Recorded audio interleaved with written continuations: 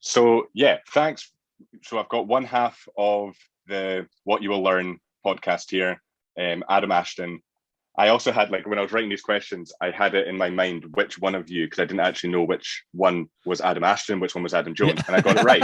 You are Adam Ashton. So Oh, nice, good guess. If you got a question for Adam Jones, I can pretend to be Adam Jones and answer as him, or I can answer as Adam Ashton. Totally up to you. right, okay, we'll see how we get on. So let's just start at the start. How did you start the podcast? Man, we met. We were both working at a pub. Was where we first sort of got together. We were just both studying at uni, both working casual part-time jobs at a bar, and I don't know, we sort of crossed paths, but we didn't really we only met each other once or twice, and it wasn't until like 3 or 4 years later that we actually re-met each other a second time. And Adam Jones was in a bar again, and he was drinking a beer and reading a book, which to most people is a strange combination, but to me, I was like, oh, that sounds pretty awesome, because I was just discovering books for my first time as well. So I think it just sort of all happened that we both sort of were doing a lot of things at the same time in parallel, and then our paths crossed. We were both discovering books, we we're both discovering podcasts, we we're both finishing our degrees, we we're both about to start, I guess, in the real world, in the workforce. And all those things came together, and we thought, let's try a podcast. Sounds good. So it seems that you guys started a podcast for the similar reasons to me, in that you wanted to learn. So the way I wanted to do it was just to speak to people and challenge myself, because like I can read everything I can at like uni and stuff like that. I can get all this information, but it's almost not useless, but it really seems to go into your brain when you have a conversation with someone, and then they maybe push back with something else, and then you come back with something, and having that kind of long form conversation. So was there any other reasons you guys started the podcast, or was it just to learn, to read more? Was it a challenge?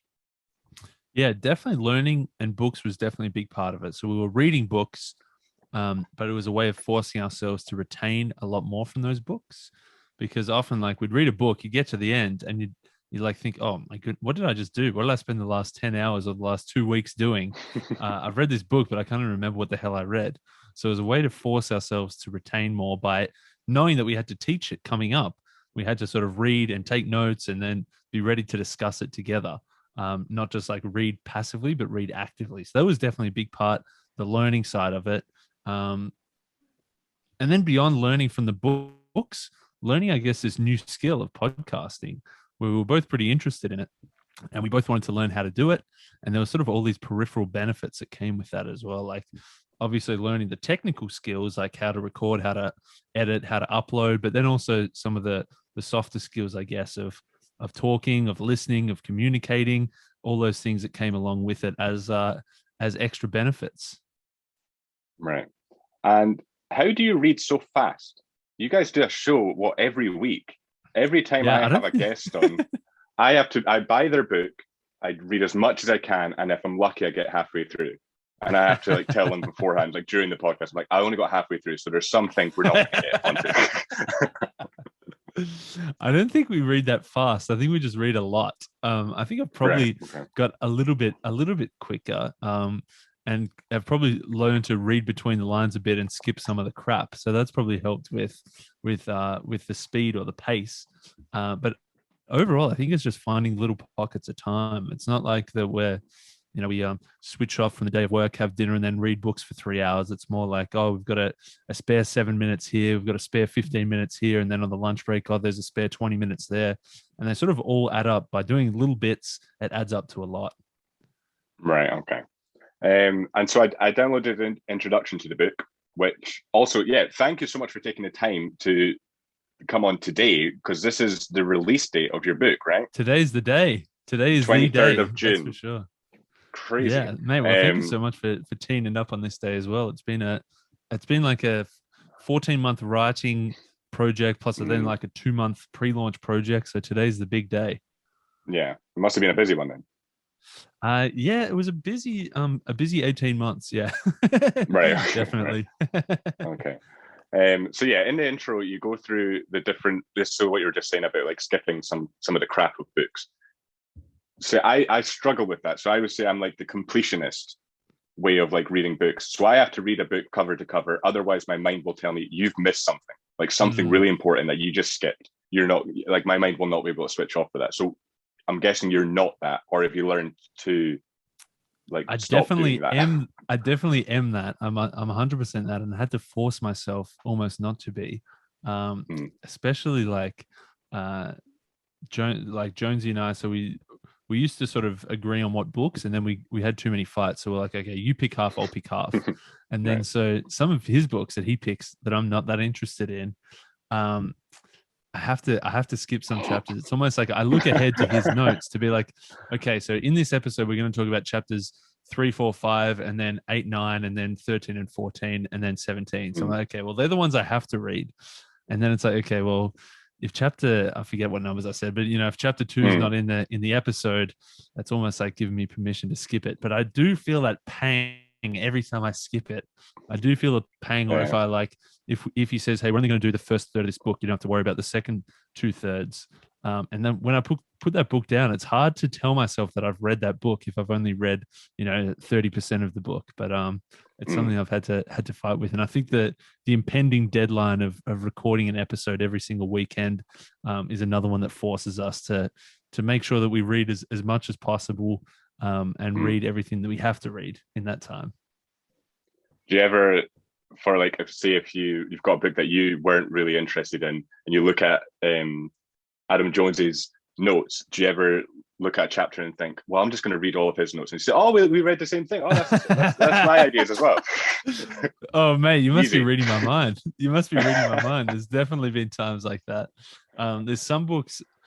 I'd say like for most books, like if we go through, we're sort of obviously reading it separately and we're highlighting our own favorite bits. There's normally a 95% crossover of our favorite bits. And then there's sometimes where I can definitely tell what his favorite stuff's going to be. And it depends on the type of book. Like some books are like very story heavy where you got to sort of read the whole thing and get a grasp of the whole story. But then there's some books where it's like the list of 7 things that you have to do and the explanation of each. I'm like, okay, well, I'm pretty sure he's going to get all the good stuff here. So I can probably skip this and just rely on his notes for that. Just have the week off. Yeah, exactly. So also that was a question I had. What university degree did you end up with? Because it said like in the introduction that you bounced around different degrees. So which one did you finish with? Yeah, I started off doing physiotherapy, which is what I thought I wanted to do. But after a semester, I realized that I didn't want to do it. So I did one semester plus 1 week and then dropped out of that, and then did commerce economics double degree. And then by the time I finished, I just finished with a single degree. I couldn't justify doing the extra year to get the slash on the end. So I just finished off with the single degree double major as opposed to the double degree. So I finished commerce. Yeah, I'm pretty sure I finished commerce, majoring in finance and economics. Right. Did you view like those changes in degree as important? Did you view them as failures? Do you look back on them now as something that led you to better things? Because like when I left school, I went to a university where I was studying journalism, but the way they'd done it was you had to pick 2 other subjects which had nothing to do with journalism, and didn't like that, and I dropped out after about 2 months, and then didn't get into the other university that I got into because they didn't trust me because I just dropped out of another university. But like obviously at the time, like my world was spinning, and I was like that's the biggest failure. I'm not going to go to university. But now, like I look back on that, it's like that was the right thing to do. I think for me, for sure, it definitely worked out, and it's probably easy to look back from 5 years down the track to say, yeah, it all worked out. At the time, there was definitely a lot of angst in that decision. Like I was thinking, during my first semester of physiotherapy, which I'd thought I'd always wanted to do because I liked sport. I wanted to sort of move to that sort of field, or I thought I did anyway, and then I wasn't liking it. So I was like, well, am I just not trying hard enough? Am I doing the wrong things? Then like there's obviously a big cost of switching, both like the financial cost but also the social cost as well of being the person who like picked the wrong thing and stuffed up or failed or moved from something to something else. So there's definitely a lot of like it was a tough decision, that's for sure. But I was definitely glad that I made that decision sooner rather than later.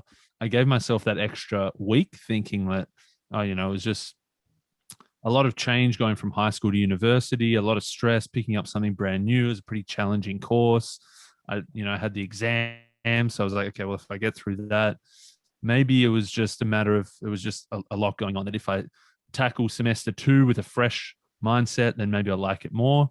But I was, 4 days into that first week, I was like, nah, this is definitely not for me. So I was glad that I made that decision eventually, but I also gave myself, every opportunity to try to get something out of it, without overcommitting to it.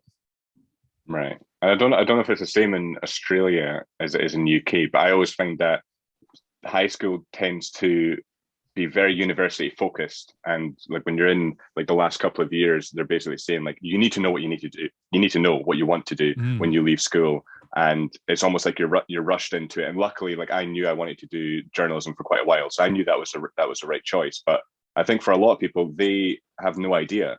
So then, and they still, like when they're halfway through university, they still don't have any idea what they're doing or why they chose that course. It's only because like they were rushed into it by teachers and stuff like that. Do you think that's the same there? You had to pick something. Definitely.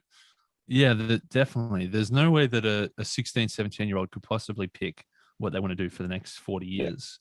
I think it's it's an impossible one. I think a lot of people, I think it's less about picking what's going to make you happy and more about being happy with what you picked, almost, in that like, it's going to be pretty hard to pick the perfect thing and realize, oh, this was exactly the thing that was going to make me happy. It's probably a lot easier to make a decision and then almost commit to it and say, well, this is what I've chosen, so this is what I'm going to go towards. Obviously, there's cases like yours and mine where we decided that that wasn't quite it, and we want to shift a little bit or shift entirely and start afresh. But I think ultimately it's it's a seemingly impossible decision that everybody has to try to fumble their way through, and some do better than others, but I think most people sort of end up okay. Yeah, I think uncertainty should be more of a positive thing. I think people who aren't sure what they want to do should be told that that's okay. You're young. You maybe shouldn't know what you're supposed to do. And maybe like I always think like throughout the whole of my life, I never really want to know what I'm doing next. I don't want to know what I'm doing like next year or like in 10 years. I don't like that idea because like, well, for instance, like I always, when I started studying journalism, I wanted to do music reviews and interviews and stuff like that. And I started doing that. And then I realized I was saying the same thing over and over again about every single new song that's coming out. And I just found that it was like ripping away my like love for music, because everything just started to sound the same as I was reviewing it. So then I changed and wanted to just write opinion pieces. And then I started getting into academic writing. And it's just all of that wouldn't have happened if I just like closed all these doors and just focused on one thing. So I think almost uncertainty should be praised. Like you should have all these doors open, Yeah, I think so for sure. Especially when you've got such a long journey ahead, you want to have as many options as possible. Obviously, when you're getting towards the end of your career, those options will definitely narrow. But at the beginning, you should be open to as many different paths as possible. And as you say, uncertainty should be a good thing. I think for me, there's sort of the option of like the gap year, that take the year off and work out what you want to do. I don't think that would have been good for me either, because I think I would have just done exactly what I did, but a year later, because I was already so entrenched that, hey, this is what I want to do. I think I would have just assumed that that's what I was going to do, and I wouldn't have thought too hard about it, as opposed to actually being open to trying things and working out what you want to do. I think for me, I had to almost do it to realize that I didn't like it. Otherwise, I still would have done it anyway, just 12 months later. Right. So moving back to the podcast. Well, actually, let's move to the book. Actually, so you've got a new book out that comes out today. It won't be like once this is uploaded. It'll obviously be first. So this is the 23rd of June. The book's out. The book's called the shit they never taught you. So what's the book? You've compiled all these different books into one behemoth, and I can see it behind you there. Oh yeah, there she is. I got a few. I got books lying around everywhere. There, the whole house is going to be filled with them soon. I'll be using them as furniture. But the idea was like that, sort of what we've been talking about a little bit, that there's so many things in life that school doesn't prepare you for. It prepares you for one path and one track that you've largely got to try to work out for yourself.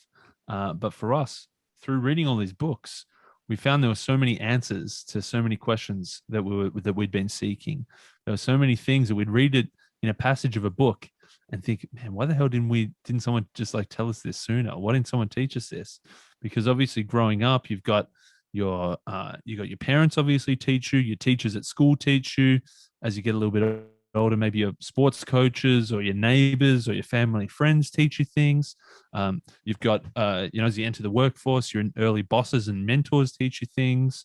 But I guess it's somewhat limited in its scope, in that your parents, your neighbors, your family friends are all going to be sort of from the same area doing the same sorts of things. Probably your teachers as well are going to be, obviously, and your sports coaches in that same sort of field, in that same neighborhood, in that same area. They're going to have this limited range of experiences.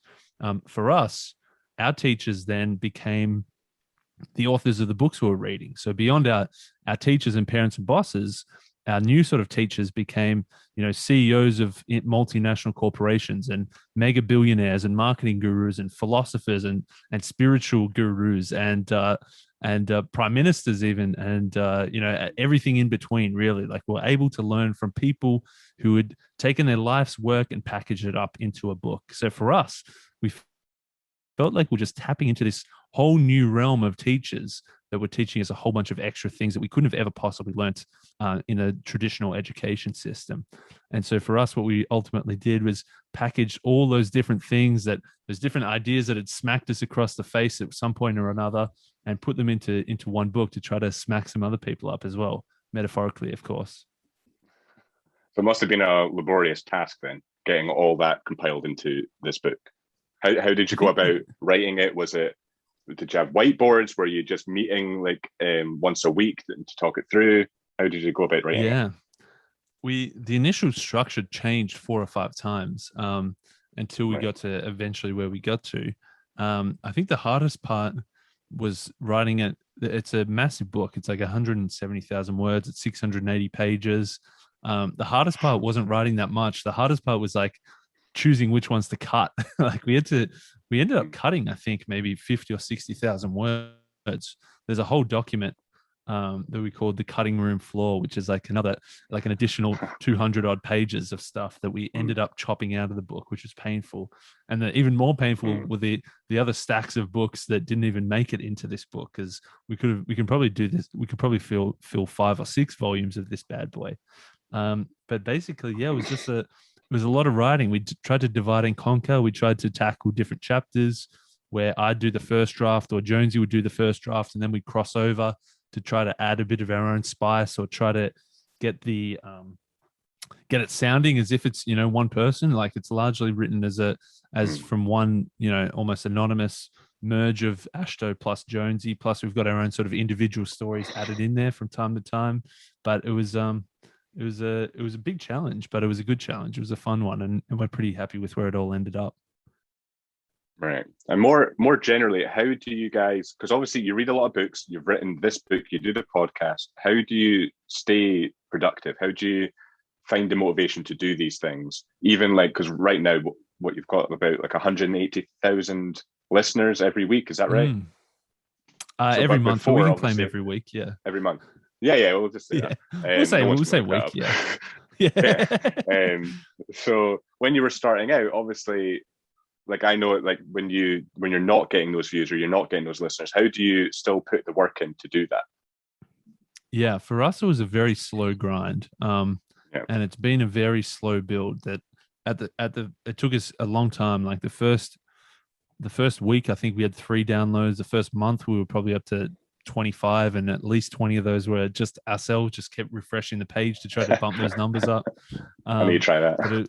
It was definitely a slow build, and for us, the early days, what kept us going was all those peripheral benefits. The learning, the reading, the retention, the improving your speaking skills, improving your podcasting skills. Because nobody was listening, we could focus on all the other benefits we're getting out of it. Now with people listening, we're almost trapped into doing it. We almost have to keep doing it. And a big thing that keeps me going, Jones is he's an animal. He's just a hard worker. He would do it all day, every day. Whereas I need to almost trick myself into doing it with short projects, hard deadlines, doing things like that to break up big tasks into smaller, more achievable chunks. Right. And so this question was for both of you, but Adam Jones does say one of his mottos was "Let future Adam worry about this." So why? Well, this was more of a question for him, but you could definitely answer this. Why is that one? Why is that a bad motto? And two, I think this kind of relates to. I noticed that you guys read Jordan Peterson's new book Beyond Order, and you liked it. I'm about 3/4 of the way through it, and so one thing he says in that is sacrificing today for tomorrow will lead to a more meaningful life. So maybe I've just answered the question there. But yeah, why is that a bad motto? Yeah, definitely. I think that the let future Adam worry about it. It's sort of the easy way out or the easy excuse to do whatever you want today, and think that everything's going to work out tomorrow. Of course, we found out that the more you put in now, the better off it's going to be. It's I forget who it was, but if you do do the easy things, you'll have a hard life. If you do the hard things, you'll have an easy life. In the idea that if you work hard now, things are going to get easier for you in the future. Otherwise, if you're just living for today, it's going to be a hell of a lot of fun in the moment, but you're never really going to get to the next level, I guess. You're never going to reach something meaningful. You're never going to have built some kind of, like for us, we're building the podcast, we're building the book, we're building a listener base, like we're building these things that are beyond us. We could never do that, obviously, if we just stuck to the partying every week and the watching TV every night and just letting future Adam worry about it, just living for today and not worrying about tomorrow. Do you think that's what you did with the podcast specifically? Where do you think when you started the podcast, where was the target to get people to listen to it, or was the target for you guys to learn more, challenge yourselves, or was it a combination of the both? Because I kind of found with the podcast that I'm not bothered if people, well, not too bothered if people don't watch or don't listen to it, because what I'm getting out of it is I'm speaking to people that I wouldn't ever have the opportunity to speak to without it. I mean, last month I had Jonathan Zimmerman on, who wrote a book called Free Speech.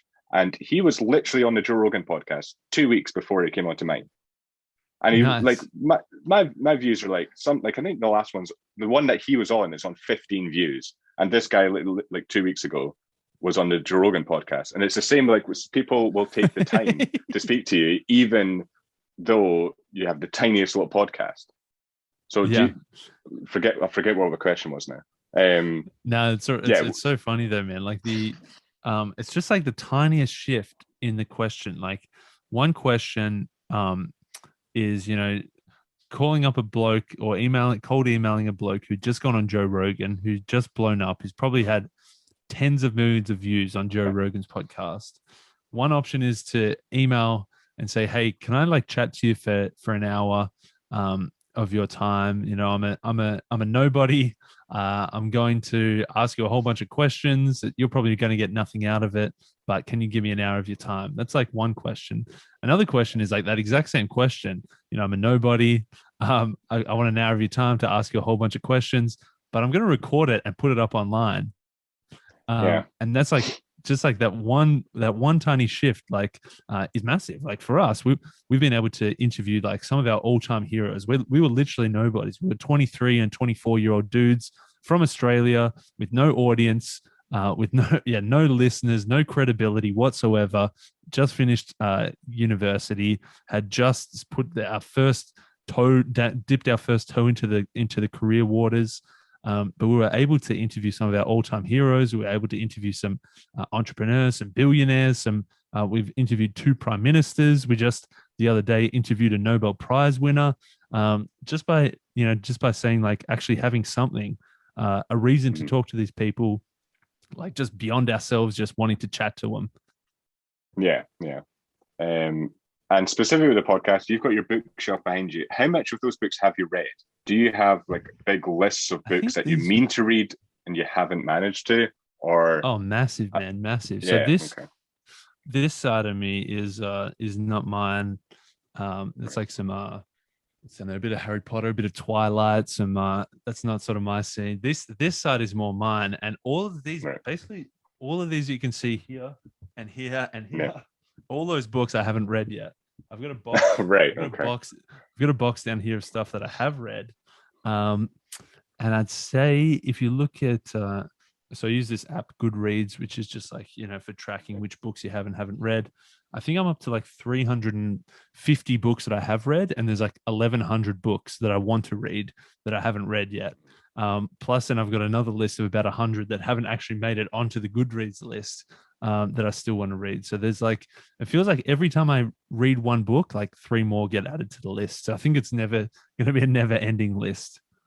yeah. I think like the sad thing is that we'll never get through that list. Like Yeah. we'll never have enough time. There's never enough time to read all those books. There's too many books.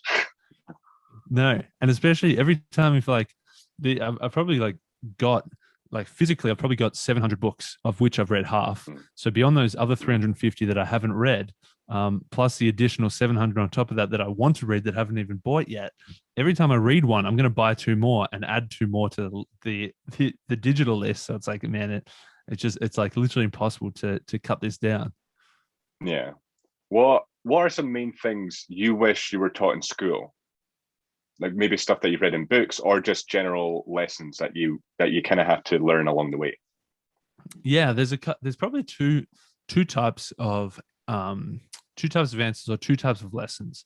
One is like the very specific tactical lessons, and then the other type of lesson is the high level, the more theoretical type of lesson.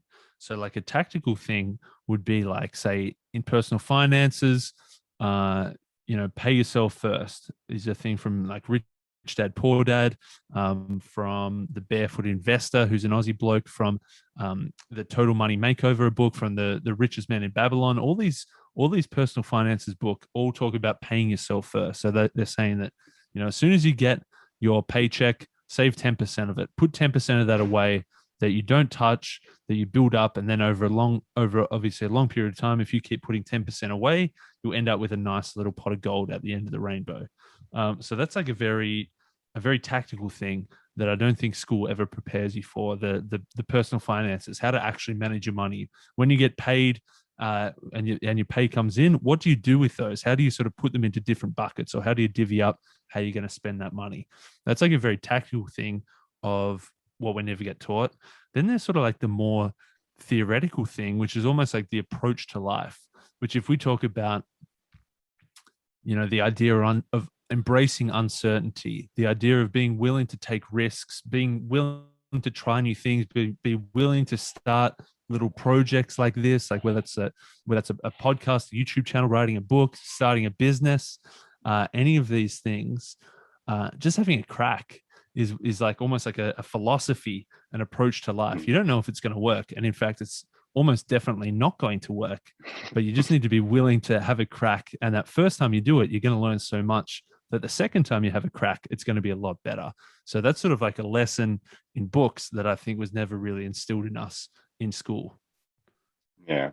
Have you heard, to talk about finances, have you heard of the app called Plum? I don't think so.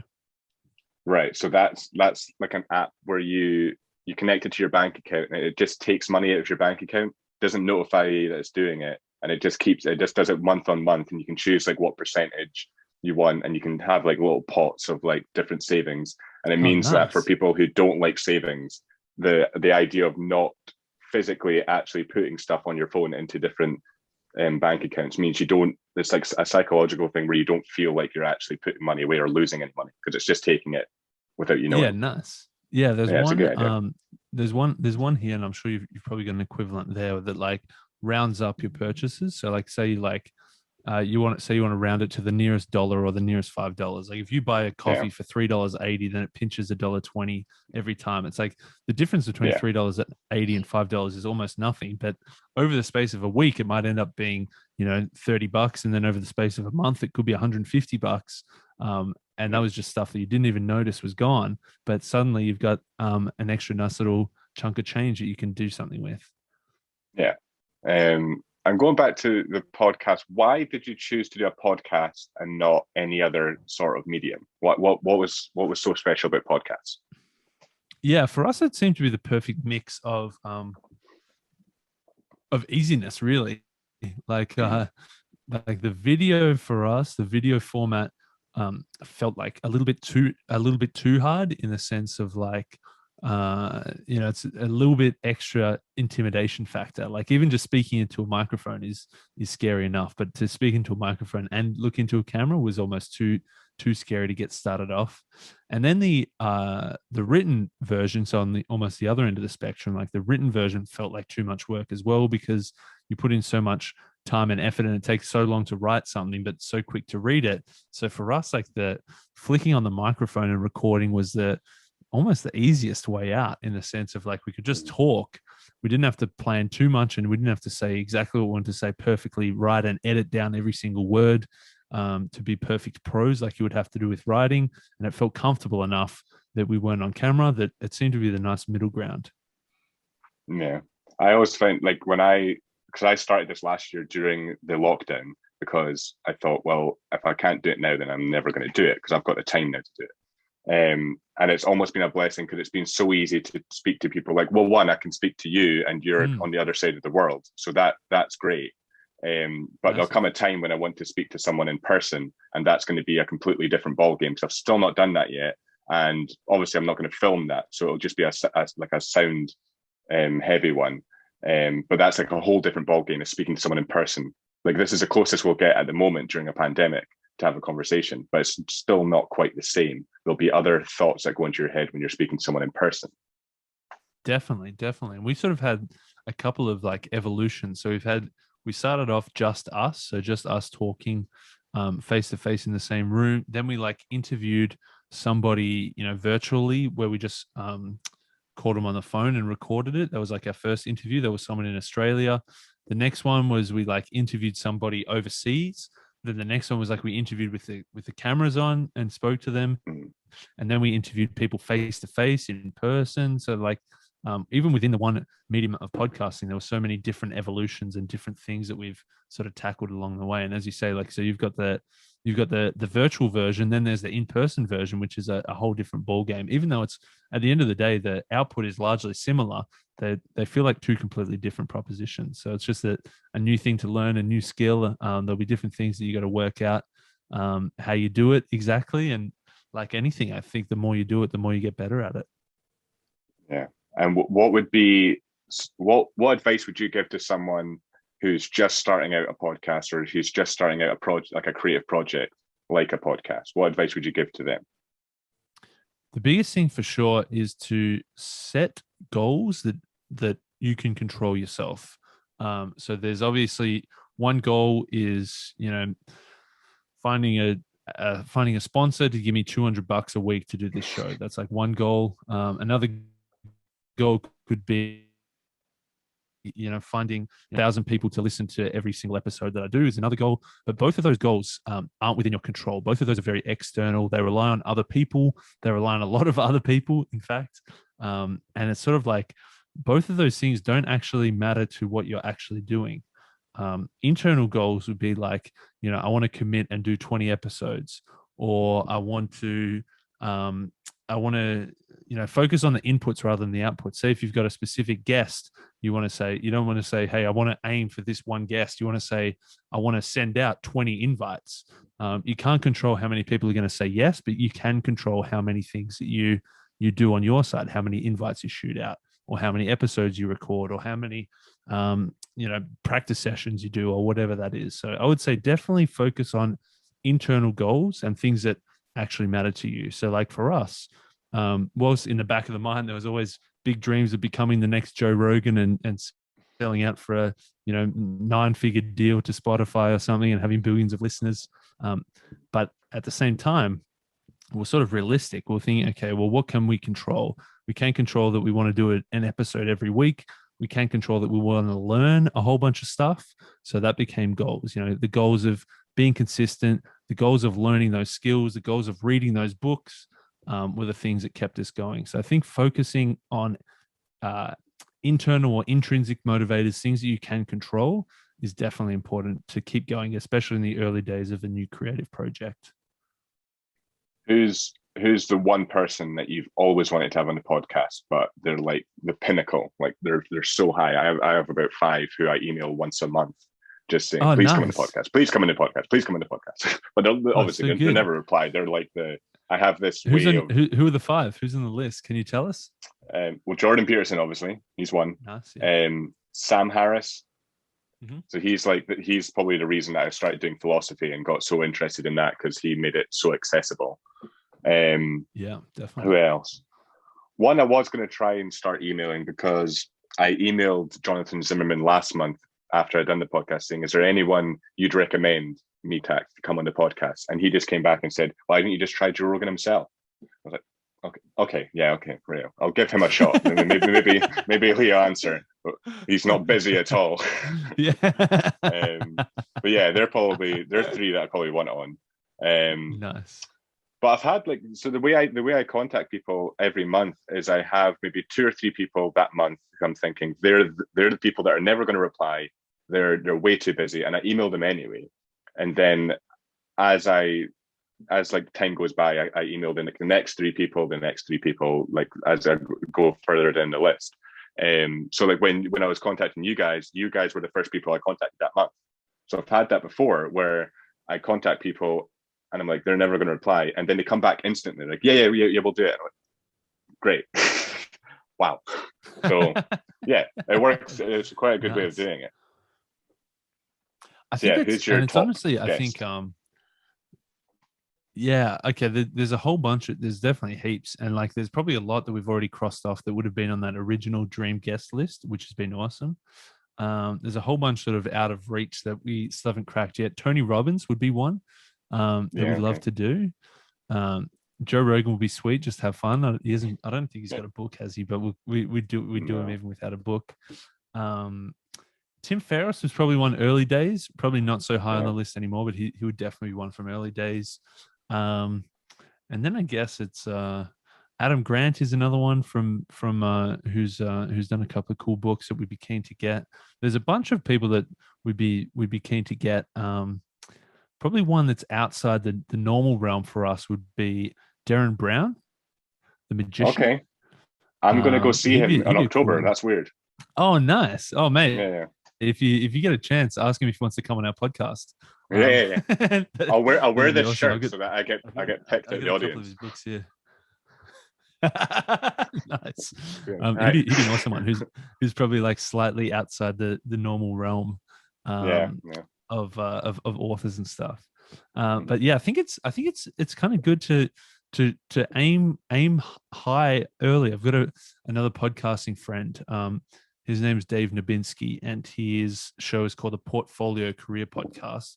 And one of his like top 2 podcasting tips is like invite your dream guests earlier than you think you should.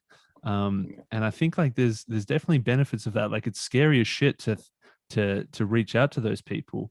And they're almost definitely going to say no. There's like a 99.99% chance that, in fact, sorry, they won't even say no. There's a 99.99% chance they're not even going to respond to you. Yeah. Even let alone say no.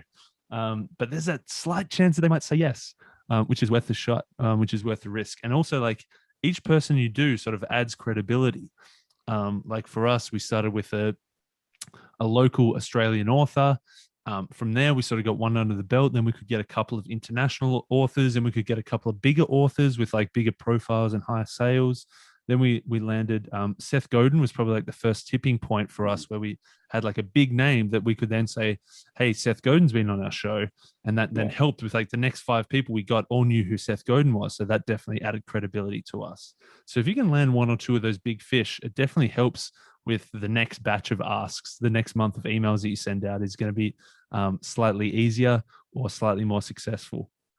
Yeah. Do you find like with the people that are more well known that you get all of it? Do you get more views with them, more listeners? Because I find one I had One episode I had Helen Pluckrose on, who co-authored a book called Cynical Theories with a guy called James Lindsay, and he was on the Joe Rogan podcast. And I thought he's the one that does the majority of the press for these, like for the books and stuff like that. So I was like, I'll try him, but I know he's not going to reply. But I thought I'll email Helen Pluckrose and see if she has the time, and she did. And I always find, like, when I go back and check views, that one's the one that keeps accumulating views because people are searching for her. Nice. Yeah, I think it's an interesting, like almost like the medium sized are probably better if you're looking for the numbers and stuff. I think like the big, like the mega stars who are doing stuff like this every single week or every single day, they're probably not going to share it. They're probably doing so much that there's other things people can find. The really small, as in like the local level, they're probably they don't have a big enough audience that they could attract to your show. The medium size is almost like the perfect mix where they're not oversaturated, but they've got enough of a following to make it matter, and they're probably more likely to share your stuff as well. We've had almost none of our guests share anything that we've done, a couple here or there. But we just thought, if this person shares it, they've got 300,000 followers, and we can get this many downloads. But almost nobody does. I think the smaller or medium-sized level are probably more likely to share it, and then you're more likely to pick up those extra views. Yeah. And speaking of Tim Ferriss, I'm going to move on to like a quick fire round. Oh yeah, so nice. First half is I'm stealing from him. Nice. So let's start with what purchase of $100 or less has most positively impacted your life in the last 6 months or in recent memory? Yeah, I think one from last year. So one for a 2020 purchase was a wetsuit like cap. It's like a fluoro orange. I could have been prepared and I could have whacked it on for you. And you could have given me a million guesses. There's no way I would think of that. So basically, what it is, it's like a wetsuit material full over a cap. And I used to be a big swimmer when I was a kid. I when I was 14, I won 9 national gold medals for swimming. And so I always enjoyed swimming, and I've had an on again off again relationship with swimming over the last 5 or 6 years. It's probably definitely my favorite exercise to do. It's also very calming, very meditative. I enjoyed doing it a lot. But then obviously when COVID and when lockdowns hit, all the pools got shut down, so there was no way to swim. So I wanted to go to the beach. I figured I could go to the beach and swim. But as soon as it hit like autumn and was heading towards winter, it was just so freaking cold that I actually really liked the cold. Like on my body, I enjoyed the cold and I enjoyed swimming in the cold. But on the head, it literally like gave me brain freeze. Like I'd like swim 2 strokes and I had to stop and then recover, and then like swim 3 strokes and then I had to stop and recover. I do that like 20 times before I could actually swim like consistently for a couple of 100 meters. So once I got that wetsuit cap, I was swimming in my Speedos, my budgie smugglers, and my wetsuit cap. So the whole body was freezing cold, but the head was nice and warm, and I didn't get the brain freeze, so I was able to swim. So that was probably the good, $50, $60 purchase that probably doesn't apply to everyone, but definitely helped for me. Right. I find it funny. We've done like we're on like 50 minutes now, and we've not even mentioned COVID. Yeah, crazy. Good. Yeah. Good. How are things over there? I'm always seeing like news in Australia and New Zealand that you guys like opened back up and you're doing great, and we're always looking over there in like massive envy. Yeah. Well, we went like hardcore lockdown for like 14 weeks where we were very restricted in what we could do, but we pretty much got down. We're only like we're obviously a smaller country, but we were in our city, we were having like say 750 cases a day, and then they got it all the way back down to 0. So we pretty much got to 0 and had most of summer. Then like we had like a 5-day mini lockdown where a few cases had popped up, and then just recently over the last month or so we just had another 2-3 week sort of lockdown again where a few had popped up, but we were just coming out of it. So we're hoping that we can stay at 0 for another while longer. It's been like obviously a little bit annoying to sort of go in and out, but it's better, I Mm. think, over the long term that we went through that sort of 14 weeks of again, sacrificing today for a Yeah, better yeah, tomorrow. We went through did the hard yards, and were able to then enjoy the summer. yeah. Um, so going back to the quick fire question. So how does a failure or apparent failure set you up for later success? And do you have a favorite failure of yours? Mm. Yeah, I think I wouldn't classify any of these as failures, but I wrote, I suppose it was probably like a failure to other people. Like I wrote a book before this one in 2017. I think it must have been 2017. And I'd say it was like a failure in the sense of it didn't sell a lot of books, but it was definitely a win for me personally to be able to do this 2 year project, to actually see it through to fruition, to actually print off a whole bunch of books and to actually sell a couple. Like I probably sold, I don't know, 60 or 80 books at the start just to close friends and family, basically. Ended up giving a whole bunch out to school kids. Ended up over time, sold a few more over time, but in the traditional sense, I didn't make any money out of it. I definitely lost money on it. So in that sense, it was a failure. But I think that definitely set me up for future success. And that there was one big project that I ticked off, and it taught me a lot about what makes a good book and what doesn't. It taught me a lot about the whole process of putting a book together and getting it published, and doing all that behind the scenes stuff.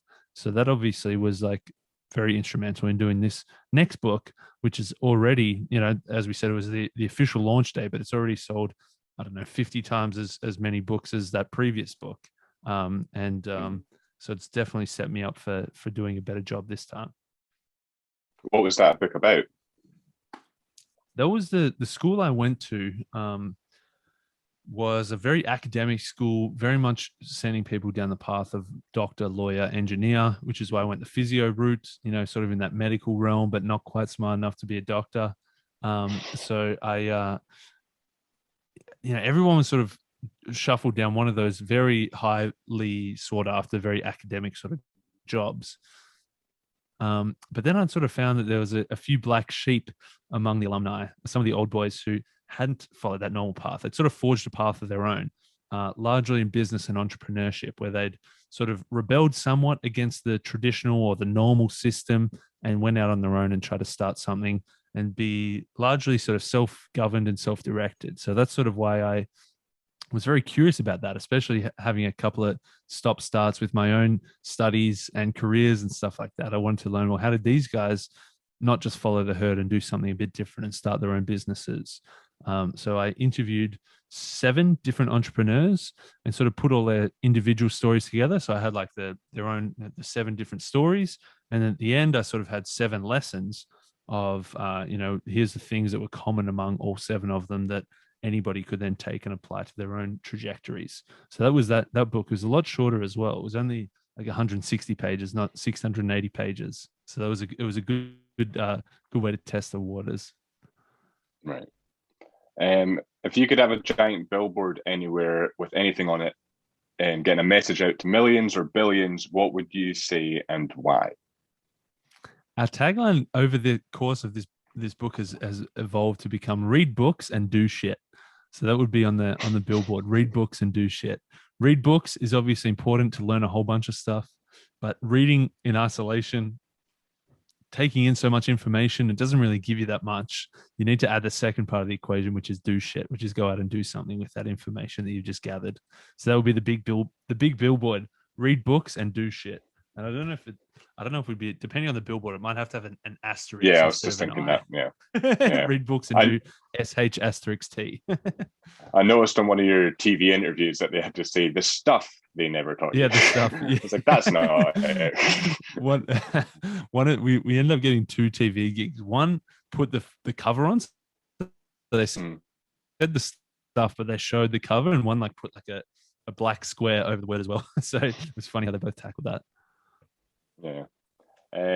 What is an unusual habit or an absurd thing that you love? An unusual habit or an absurd thing that I love. There's definitely some definitely some gross foods that I eat that I think are nice that a lot of people wouldn't think was so nice. An absurd habit that I love it. Well, it probably goes back to the swimming. Swimming in like 3-degree ocean water is definitely something absurd that I love doing that most people would think is crazy. Yeah, I would agree. Yeah. When you feel overwhelmed or unfocused or have lost your focus temporarily, what do you do? uh, Definitely pen and paper, writing down lists for sure. I Yeah, often get, if there's too many things, like if it goes beyond the number of ideas that you can keep in your brain, like you have to do A, B, C, D. Once it gets to like 5, 6, 7, 8 different things that you've got to do, it can often get overwhelming. And just thinking about what should I do next is paralyzing. So for me, it's literally just like, okay, let's just stop, get out the pen and paper, write down all the things on the list, and then just pick one and do it. Because it's a lot easier to pick one than try to think out of 8. Think, oh, I've got to do this, I've got to do that, I've got to do this. Just pick one and just methodically work through it so you can cross it off the list and move on to the next one. right. I realize this is probably a stupid question to ask someone with a book podcast, but top 3 books? Do you have 3? Yeah, I've got a lot. There's definitely a lot of books that could go in that top 3. Is there anything specific, like any specific area that you're most interested in, that I can give you the top 3 on, or just top 3 in general?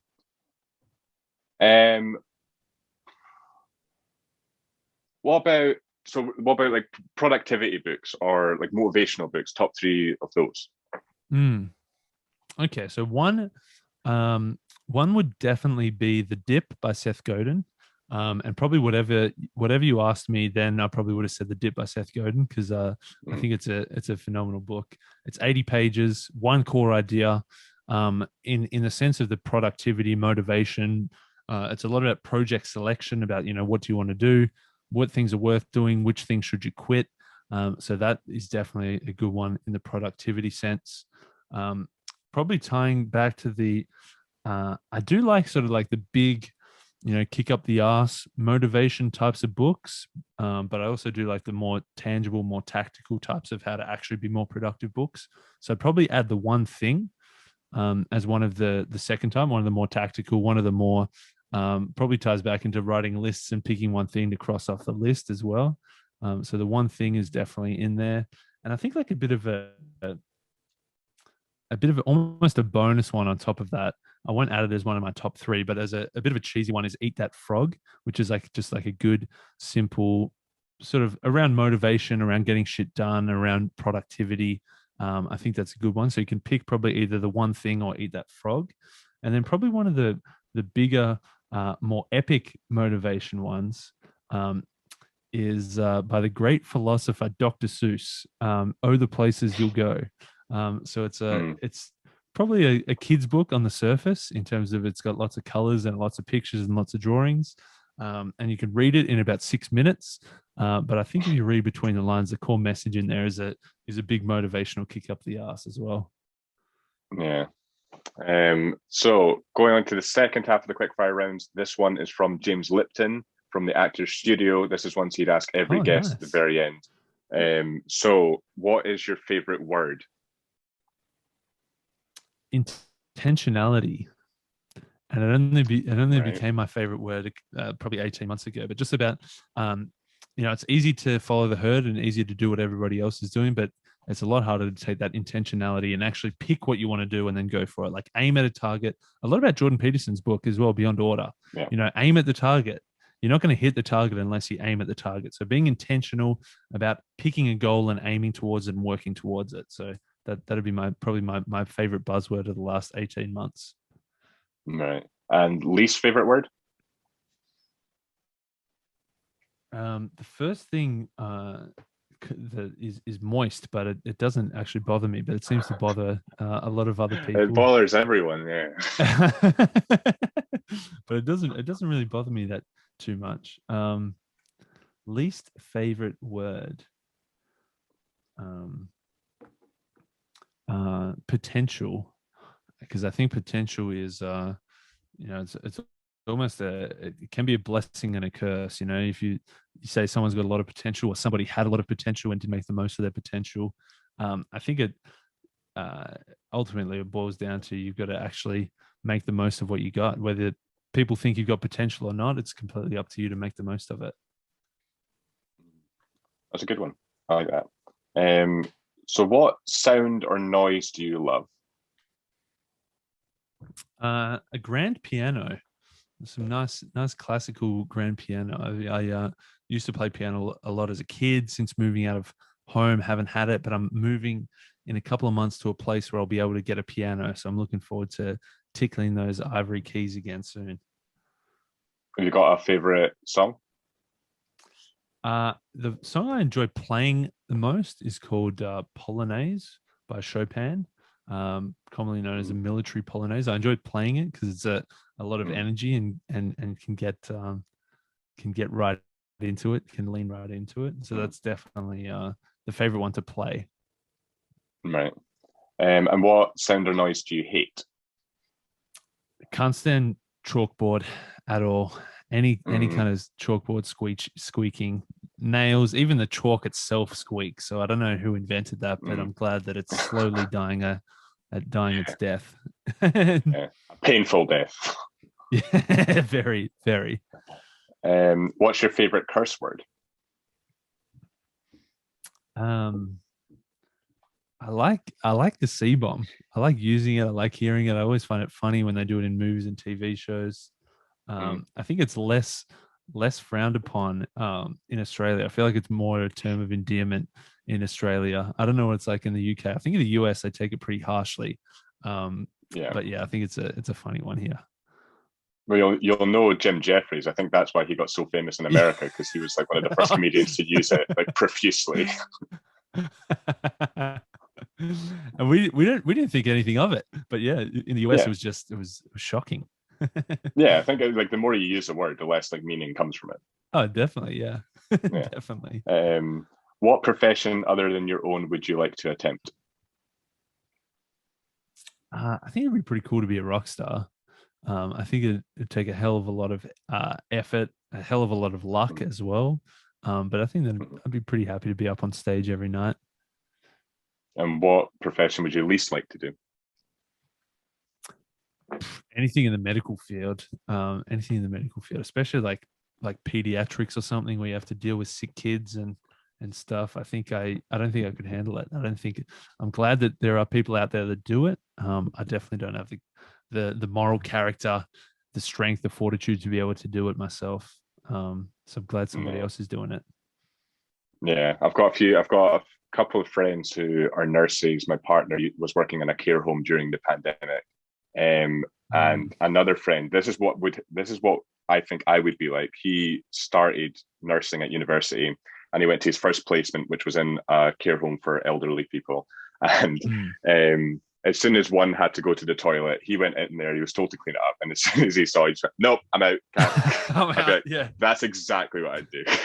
It's not for me. Yeah, I don't think I couldn't do it either, but glad some people do. Yeah, gives you more respect for them. If heaven exists, what would you like to hear God say when you arrive at the pearly gates? I'd like him to say, "Welcome, come on in." If there's a chance that he might not let me in, but if it is real, then I'd love to be welcomed in. That's a good one. Well, hopefully, yeah. Yeah. What? This last one I just thought of now, and a question I ask people all the time is why do you dress the way that you dress? Because everyone dresses to a certain extent because they want other people, they want to give off a certain impression to other people. So what impression do you want to give off? Man, especially the last 18 months, I've been dressing like an absolute slob. So I think there's probably an element definitely an element of not trying too hard. So definitely trying to give off the vibe that I'm not trying too hard. That's for sure, which can be, I guess, a good thing and a bad thing. It's a good thing in the sense of humility, but definitely a bad thing in the sense of probably not taking myself seriously enough.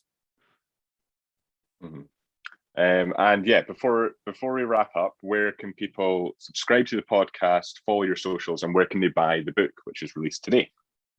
Yeah, whatyouwilllearn.com is probably the home of everything. If you go to whatyouwilllearn.com. You'll be able to find the links to all the podcasts, all the podcast players. You'll be able to buy the book. You'll be able to download a free chapter of the book. Depending on when you check it out, we'll have some other freebie as well. Like we've got the top 50 best books of all time, which is another freebie we give out from time to time. Yeah, that's probably the home base for everything: podcast, book, blog, everything. Perfect. Well, thank you so much for taking the time, spending your evening with me and my morning. And yeah, when I finally write a book, I'll give you guys an email. Definitely, mate. Definitely hit us up, and definitely let me know if Darren Brown wants to come on our podcast as well when you go see him. Enjoy that show. Yeah. But yeah, thanks so much for having me, mate. It's I'm very, very honored to be able to spend an hour of my time with you, and for you to be able to spend an hour of your time with me. It's been fantastic, mate, and all the best.